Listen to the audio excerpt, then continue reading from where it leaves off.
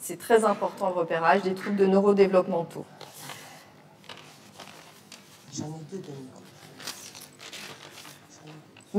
Jérôme Bianchi est neuropsychologue à Nice. Il travaille depuis plus de 10 ans au centre de référence des troubles des apprentissages de Lanval, en cabinet privé et comme consultant à la MDPH 06, donc dans les Alpes-Maritimes. Son activité s'articule principalement autour des troubles du neurodéveloppement, troubles du déficit de l'attention avec ou sans hyperactivité, TDAH, troubles du langage et des apprentissages. Il est le co-créateur, avec Oriane, du questionnaire Identi10, outil gratuit, j'insiste, de repérage de ces troubles, bravo, et son équipe de recherche a développé il y a peu le manuel 2.0 qui constitue aujourd'hui une boussole, et vous y serez sensible, pour les parents qui cherchent la meilleure manière d'entrer dans le parcours de soins. Oriane Chartier est neuropsychologue, cofondatrice de Identis, intervenant donc à la plateforme 0-12 ans de Lanval, et également en libéral au sein du cabinet Odyssée. C'est ça? Est-ce que j'ai rien oublié? Bon, super. Belle intervention. C'est à vous. Merci beaucoup. Vous allez bien? Oui. Ah, ça me fait plaisir, parce que l'horaire n'est pas facile. Alors, tout le monde a faim, on a un peu de retard, on va essayer d'être le plus clair possible, le plus concis, et on ne va pas du tout parler d'autisme. Donc on est dans le thème. Mais malgré tout, il y a des choses qui ont été évoquées ce matin et qui nous font plaisir parce qu'on va parler de projet de soins. Et il y a une phrase qui a été énoncée ce matin, c'est « Les parents sont les premiers experts de leurs enfants ». Et le projet Identi10 s'inscrit totalement dans cette pensée-là. Alors, on est là pour vous présenter notre échelle, plutôt notre projet. Mais avant toute chose, on va faire un petit peu le point. Je peux te laisser... OK. Sur ce concept de neurodéveloppement. Alors pour moi, le neurodéveloppement, c'est un grand chantier en construction. Un grand chantier de quoi? Un grand chantier qui concerne les capacités cognitives. Alors les capacités cognitives, c'est très simple. Vous les utilisez tout le temps. Quand vous ouvrez une bouteille d'eau gazeuse, quand vous êtes en train de conduire votre voiture.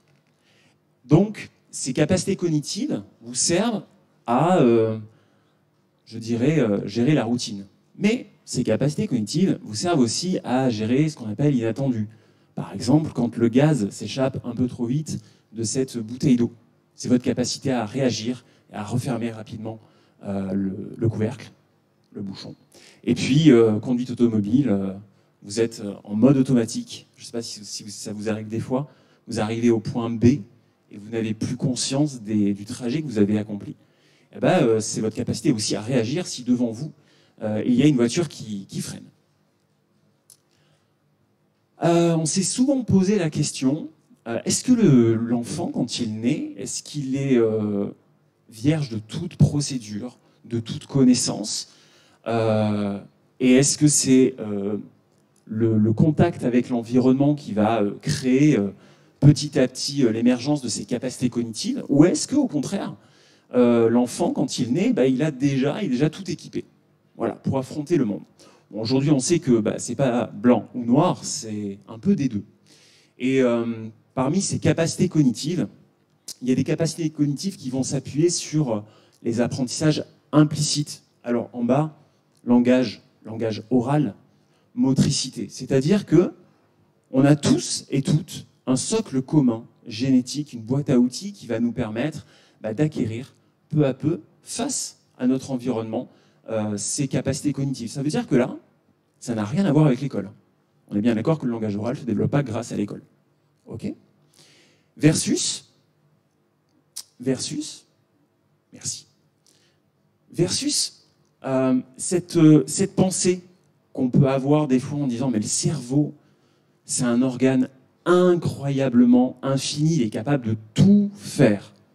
Alors, certes, le cerveau, c'est un organe incroyable, mais il est quand même limité. Et du coup, ça me permet de faire le lien avec d'autres capacités cognitives qui vont demander à l'enfant beaucoup d'efforts parce que, en fait, pour ces capacités cognitives, il n'y a pas de socle commun. On n'a pas de boîte à outils. Et là, je parle par exemple de la lecture, du calcul. On peut mettre aussi la conduite automobile de tout à l'heure. Et là, ça va toucher les apprentissages. Pourquoi c'est difficile? Parce que ça va demander beaucoup d'attention, beaucoup de répétition, et ça va se baser sur rien en fait. C'est-à-dire que pour ces capacités cognitives, nous n'avons pas de socle commun, nous n'avons pas de boîte à outils. C'est-à-dire que si il n'y a pas intervention spécifique de l'école, nous n'apprenons pas à lire. S'il n'y a pas intervention spécifique de l'auto-école, nous n'apprenons pas la conduite automobile. Et pourquoi c'est difficile? Parce que, et c'est là où je fais le lien avec mon petit cerveau qui est finalement assez limité, c'est de me dire que comme il n'y a pas de boîte à outils, le cerveau, pour apprendre ses capacités cognitives, il va devoir se servir dans ce qu'il a. Il a déjà une boîte à outils, avec des outils, mais qui sont déjà dédiés à d'autres fonctions. Donc, Stanislas Dehaene parle de recyclage neuronal. Ça veut dire que, oui, pour apprendre la lecture, ce que va faire votre cerveau, c'est qu'il va choisir des neurones qui sont dédiés à autre chose, et il va changer la mission de ces neurones. C'est pour ça que pour certaines capacités cognitives, c'est pas si simple, c'est pas si inné de les développer.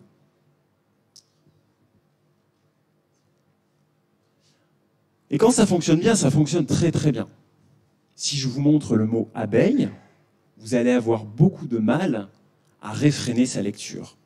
Vous allez même avoir beaucoup de mal à réfréner l'image mentale, et vous allez avoir beaucoup de mal à réfréner l'accès au sens.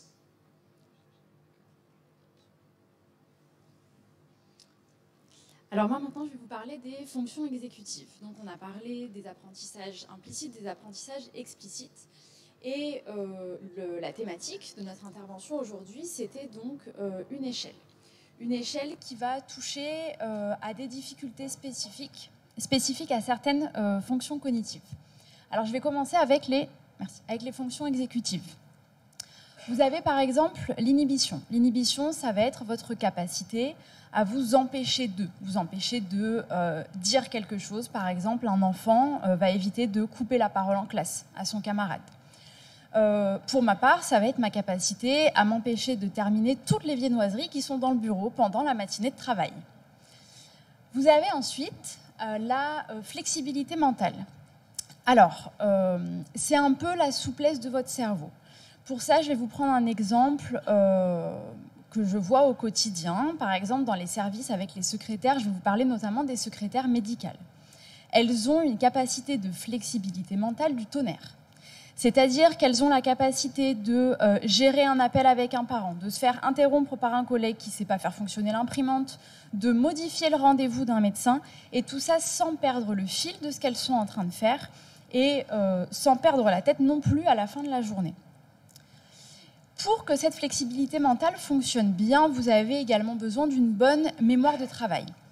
La mémoire de travail, ça va être une mémoire très courte, de l'ordre de quelques secondes, qui va vous permettre d'emmagasiner des informations et de les traiter en fait en direct. Vous avez par exemple besoin d'une bonne mémoire de travail lors de la lecture. Vous allez démarrer le début de la phrase, vous allez devoir stocker en mémoire tous les mots pour, une fois arrivé à la fin, comprendre le sens de cette phrase sans avoir besoin de la relire des dizaines et des dizaines de fois. Vous avez ensuite... Alors, ces fonctions exécutives, si vous voulez, longtemps on a pensé que le quotient intellectuel, que le niveau familial, l'environnement familial, socio-éducatif, primait finalement sur le reste pour le bon développement d'un enfant et sa bonne réussite scolaire. Il y a de nombreuses études assez récentes qui ont prouvé que finalement les fonctions exécutives étaient le facteur le plus important pour la réussite scolaire de l'enfant.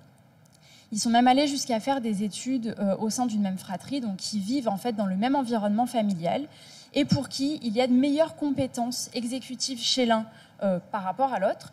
Et on se rend compte que cette personne-là en fait a une meilleure réussite scolaire. Au-delà de ça, de bonnes fonctions exécutives vont également garantir une bonne réussite professionnelle. Et ça va être également un facteur protecteur au niveau des relations sociales, au niveau de la santé et donc de la vie finalement de l'individu. Nous avons ensuite donc la concentration dont nous allons vous parler. La concentration, c'est la capacité que vous avez, qui fonctionne plus ou moins bien à cette heure-là, à suivre depuis 9 heures ce matin. Et ça va être votre capacité, donc non seulement à être attentif, à écouter tout ce qui est dit, mais également à pouvoir y mettre un sens, à pouvoir le retenir et finalement à avoir une écoute active depuis que vous êtes assis dans cet amphi.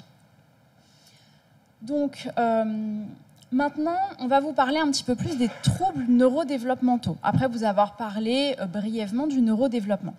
Donc, les troubles neurodéveloppementaux, il y en a plusieurs. Il y a le trouble du spectre de l'autisme, vous avez la déficience intellectuelle, le syndrome Gilles de la Tourette, et vous avez également tous ces troubles parfois un petit peu à part, donc les troubles 10 et apparentés. Typiquement le trouble d'attention, la dyslexie et tous ces troubles-là. Et en fait, aujourd'hui, alors, avant de vous parler un peu plus de ces troubles-là, je voulais revenir sur la notion de trouble du neurodéveloppement. Alors, en fait, on parle de troubles du neurodéveloppement parce que déjà, ce sont des troubles qui vont atteindre plusieurs fonctions cognitives. Enfin, une ou plusieurs fonctions cognitives. Mais avant même d'avoir un impact au niveau psychologique, au niveau social ou au niveau émotionnel, ce sont véritablement des troubles qui vont en fait avoir un impact cognitif. On parle de développement parce que ce sont des troubles qui existent depuis toujours. Ils sont présents dès la naissance. Donc ils n'ont aucun lien avec l'éducation qui a pu être donnée à l'enfant. Ça n'a pas de lien avec la maîtresse qui est pas sympa en maternelle. Les troubles du neurodéveloppement, s'il y en a, ils sont là depuis le début. En fait, ils s'inscrivent vraiment dans la trajectoire développementale de l'enfant. Et à ce titre-là, c'est pour ça qu'il nous semblait important de pouvoir les détecter le plus précocement possible pour pouvoir agir dessus en fait, rapidement et améliorer la vie de l'enfant et donc de l'adulte en devenir. Alors, les comorbidités. Nous, on vous a dit, on ne va pas vous parler d'autisme, ce n'est pas notre domaine, il y a des gens qui le font bien mieux que nous ici. En revanche, il existe de nombreuses comorbidités entre l'autisme et les troubles que je vous ai évoqués tout à l'heure. Il n'y a pas de consensus au niveau scientifique pour l'ensemble de ces troubles. C'est-à-dire qu'il y en a certains qui vont vous dire il ne peut pas vraiment y avoir de troubles du langage lorsqu'il y a de l'autisme, enfin de troubles développementaux du langage. Parce que dans les textes, on parle de troubles du langage liés à une affection biomédicale. Il y en a qui vont vous dire qu'on ne peut pas cumuler dyslexie et autisme, qu'en fait, le fait d'être atteint d'autisme va impliquer dans ses caractéristiques d'avoir un impact au niveau de la compréhension et de la lecture.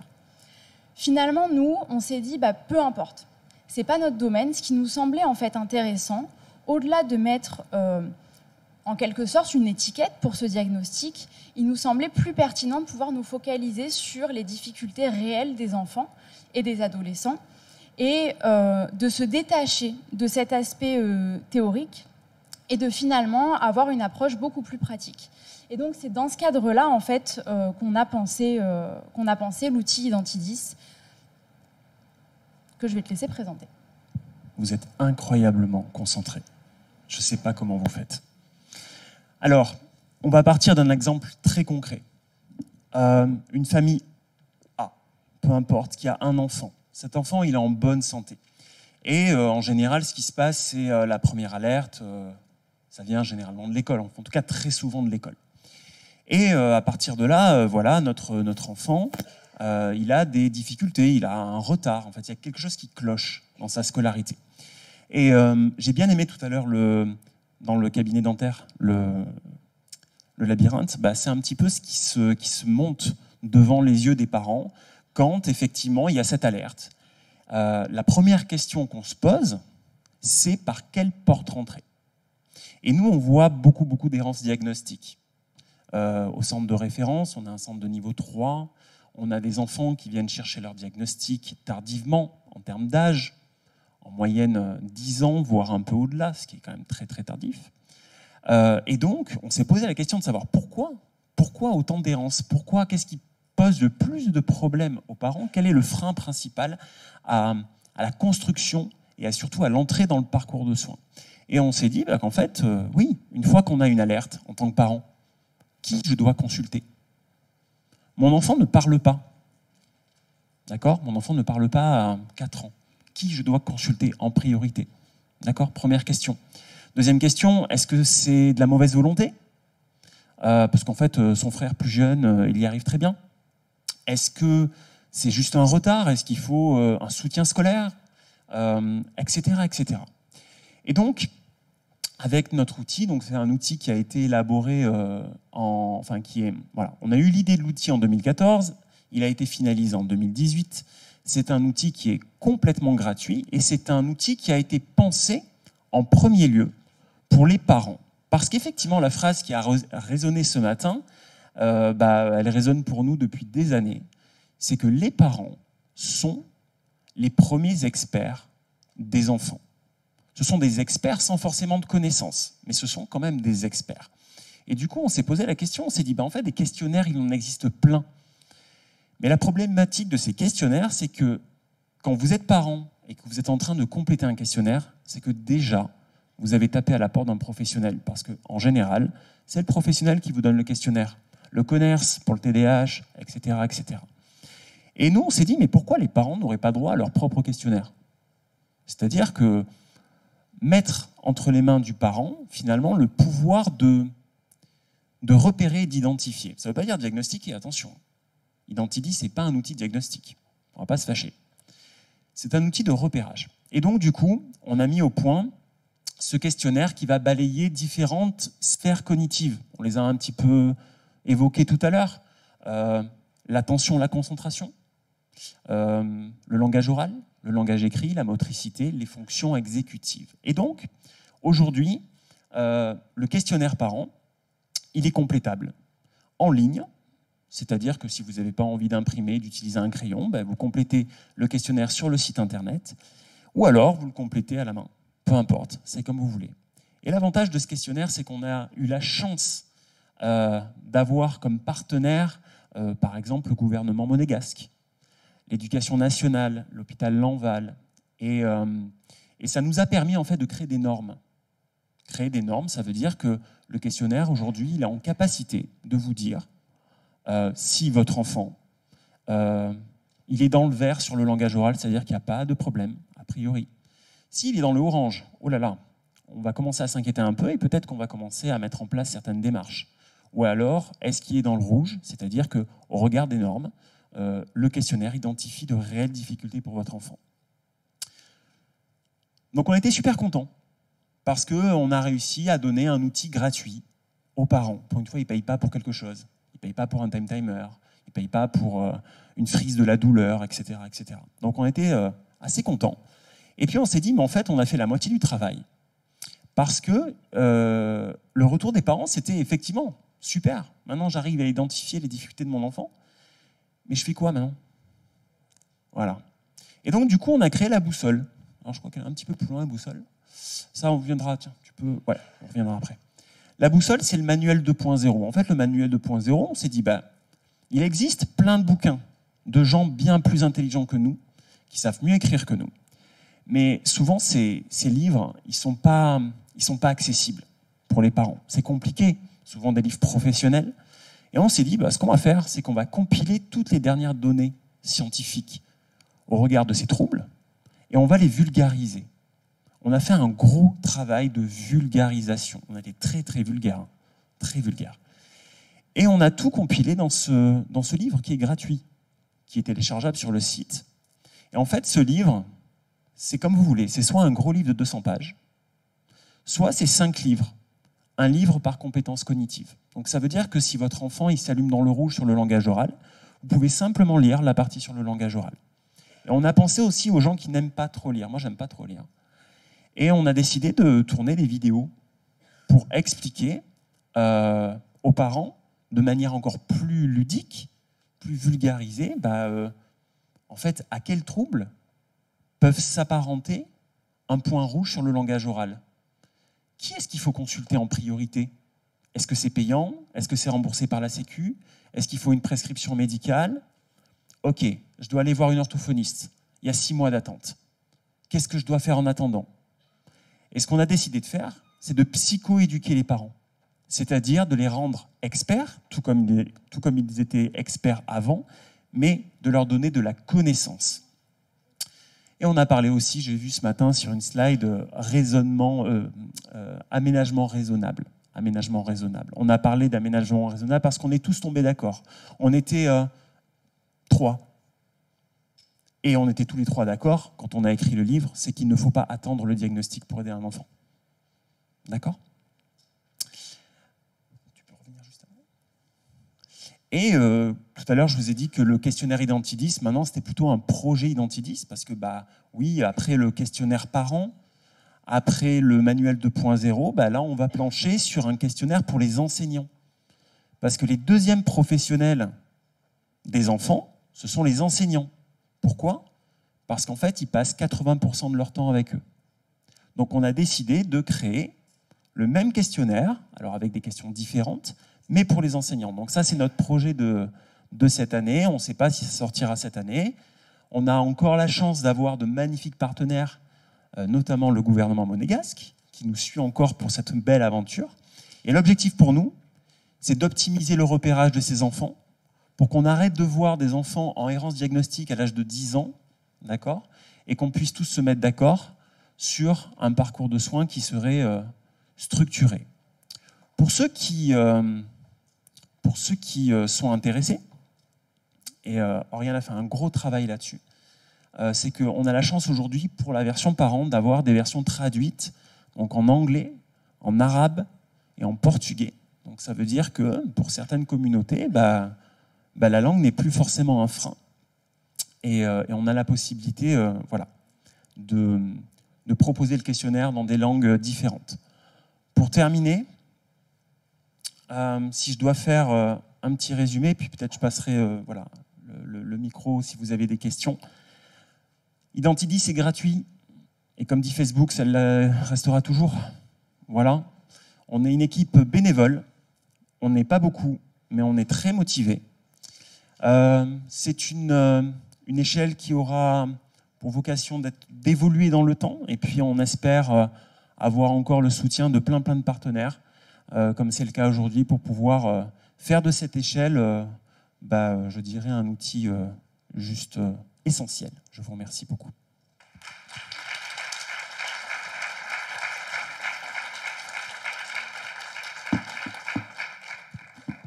Moi, je vais juste rajouter le point pénible de la présentation. Pour ceux que ça intéresserait d'utiliser, sachez que ça n'a pas été normé auprès d'une population atteinte de spectre de l'autisme. Donc ça a été normé avec des patients du CERTA, donc avec des troubles 10 et apparentés comme on a présenté, et des enfants lambda tout venant. Mais ça peut servir, c'est ce qu'on disait, d'indicateur, justement pour pouvoir repérer quand même des difficultés bien spécifiques.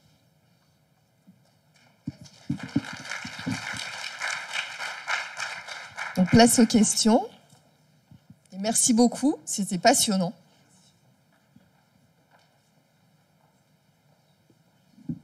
Je vous remercie beaucoup pour ces explications. J'avais entendu parler de votre cabinet. Et il y a deux points qui m'interpellent. Bon, je sais qu'aujourd'hui on parle, et c'est un bien des enfants atteints d'autisme ou de troubles liés à l'autisme.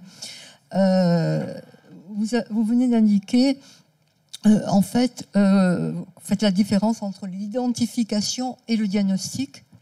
Donc déjà, c'est vrai que dans cette région, je me suis pas mal renseignée. Et il y a, pour ce qui concerne l'identification et le diagnostic, est-ce qu'il y a une problématique par rapport à ça, dans la mesure où, que ce soit des enfants ou ensuite des adultes, doivent être pris en charge ou soignés pour progresser? Ça, c'est le premier point. Et le deuxième point, il y a une réalité qui est quand même que, et fort heureusement, il y a énormément de choses qui se font maintenant, de plus en plus, et de plus en plus affinées pour les enfants, de la naissance jusqu'aux jeunes adultes, mais c'est une grande complication pour les adultes plus âgés. Voilà, et donc c'est à la fois cette différenciation, si vous pouvez nous en dire un peu plus sur la notion d'identification, et après qui va faire les diagnostics, puisque je pense que c'est au niveau des médecins. Et la deuxième chose, pour quelle raison on n'arrive pas, alors que ça a tellement évolué, et c'est fantastique ce qui est en train de se produire, parce que c'est en fait grâce au travail qui est fait pour les enfants qu'on va peut-être aider certains adultes, même certains adultes âgés, si je peux me permettre de vous demander ça. Merci. Alors moi, je vais répondre sur le deuxième point. On a effectivement plusieurs personnes qui nous ont contactés pour discuter de la création d'une échelle à destination des adultes. On serait très motivés par le projet. La seule chose, c'est que nous, c'est vrai que c'est pas notre spécialité. Mais ce serait un projet intéressant parce que, comme vous le dites, ça commence à être un petit peu mieux dépisté, ça commence à être un peu mieux reconnu, mais finalement, ça l'est encore que trop peu. On a le TDAH là, qui commence à sortir de plus en plus chez l'adulte, mais les autres troubles sont un peu mis de côté, peut-être aussi liés au manque de professionnels qui vont pratiquer auprès de ces populations adultes pour ces troubles. Mais on est ouvert au projet.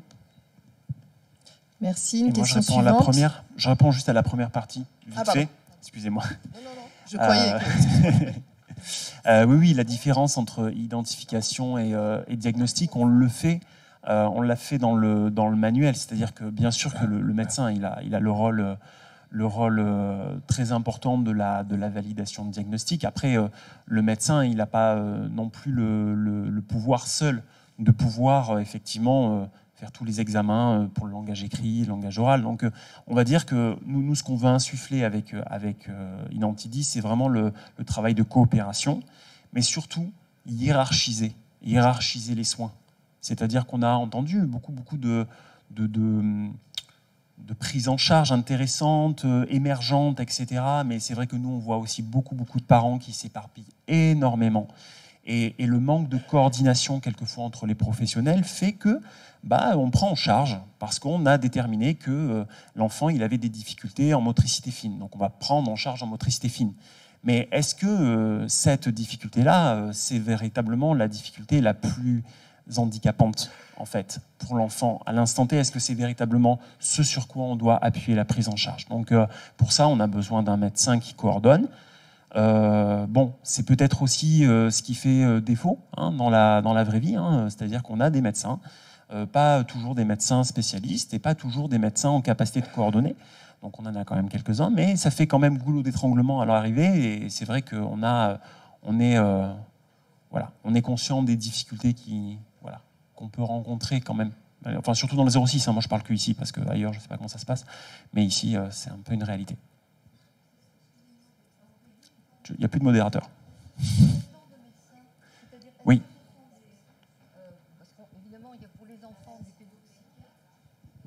Au niveau des médecins, c'est juste pour terminer, pour que vous puissiez nous expliquer, de quel type de médecin s'agit-il? Parce que, bien sûr, pour les enfants, et c'est bien, il y a des pédopsychiatres, mais j'ai cru comprendre que, alors qu'auparavant, il y avait des neuropsychiatres, maintenant, c'est une discipline qui a disparu, qui est la neuropsychiatrie.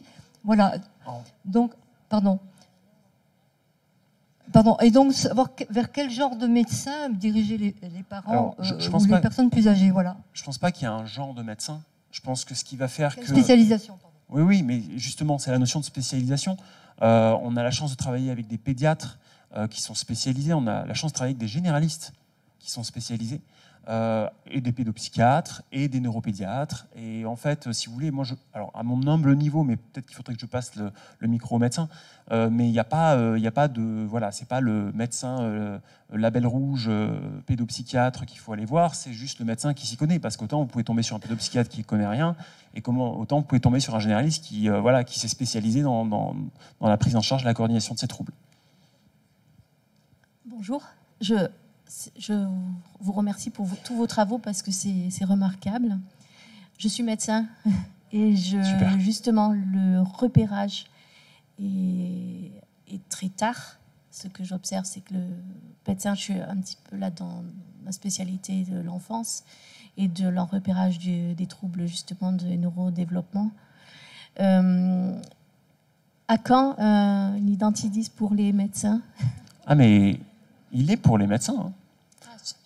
Pour les parents, pour les médecins aussi. C'est simplement que c'est le parent qui doit remplir le questionnaire, mais on sait qu'il y a certains médecins qui l'utilisent dans leur consultation, c'est-à-dire qu'ils envoient même le lien du site. Le parent remplit le questionnaire en ligne. le site internet crée en fait un petit PDF récapitulant tous les résultats, et en fait le médecin ensuite reçoit les résultats. Donc en fait, c'est simplement que c'est le parent qui complète, mais c'est un outil qui peut être utilisé par tous les professionnels. Moi, on l'utilise au centre de référence, on l'utilise au cabinet. Donc, utilisable par tous, mais uniquement complétable par les parents pour l'instant et pour les enseignants dans l'avenir.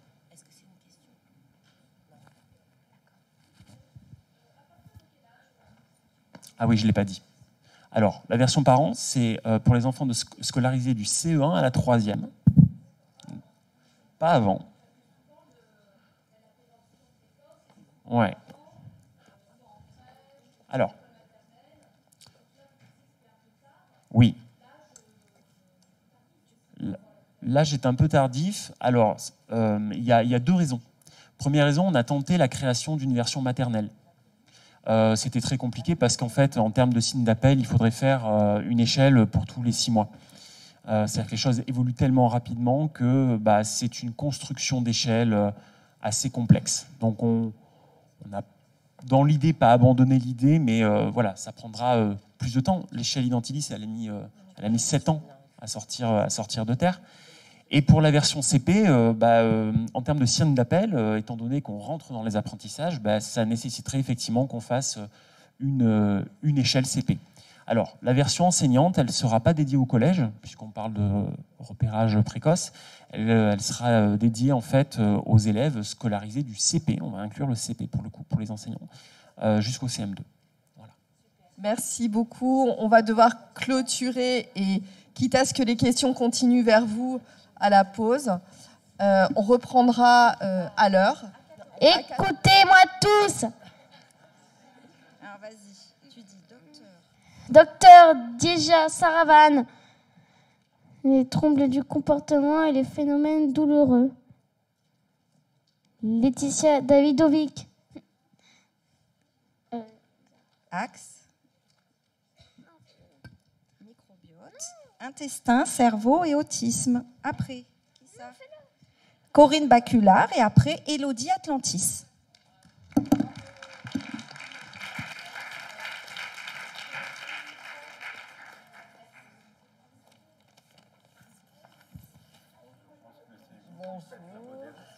C'est ça, j'ai la lourde difficulté. Alors, nous avons le plaisir d'accueillir cet après-midi le docteur Dieja Saravan, qui est praticien à l'EPSM, directeur pédagogique de l'Université Paris-Saclay, dans l'équipe INSERM également Moods, et professeur associé du CHU de Sherbrooke, chez nos amis et tendres amis canadiens.